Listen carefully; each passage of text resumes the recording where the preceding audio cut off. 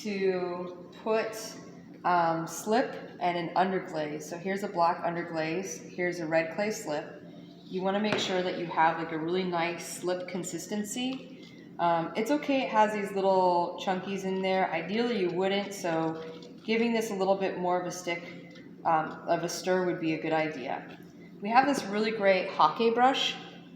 These brushes are nice and wide, and you're gonna like what we did with smoothing out the surface. You wanna go really nice and even. So I pre-wetted this brush, so I have a little thing of water here. And what we'll first do is we'll work with the slip. So with the red clay body. So everything's done. What I'm simply gonna do is get my brush nice into the slip and get a good coat on it. I could take off the extras a little bit. If you do that, the chunkies will likely come off. And we're not gonna worry about we're just even coats first. So I'm gonna come across here and come across this way. Come this way across. It's okay if we get it on the bat.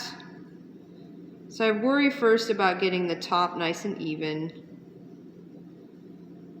And then I can also paint the sides. I can always carve that off if I don't like it, but you know, it looks nice. We spent all that time and energy on it. Okay. And we're gonna let this, we could do another layer, but we might have to let this dry a little bit. I could put another layer, let's try. So having a couple layers on this is not a bad idea because we're gonna let this firm up and then we're gonna start sgraffito. All right, I think that looks all right. All right, then we're gonna go here, wet this brush.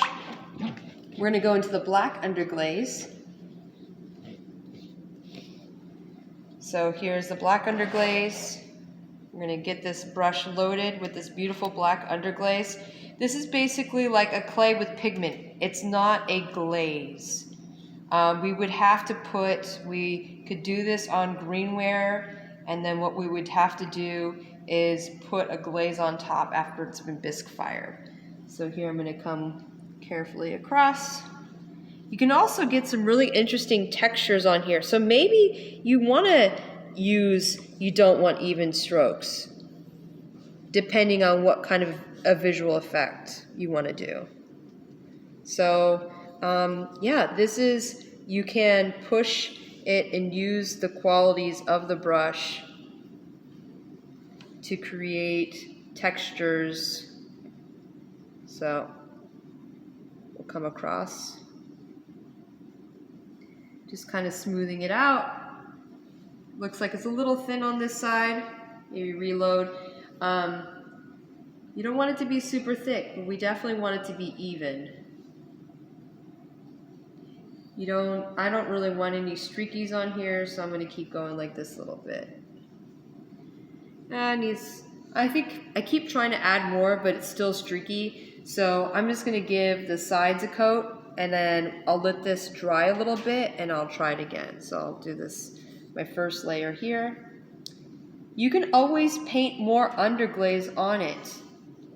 Let's say, for example, I start to carve it when it's more leather hard, and you could repaint areas of underglaze. All right, so that looks a little bit more even. If it dries a little bit and I think it's not, then I can always add another thin layer on top.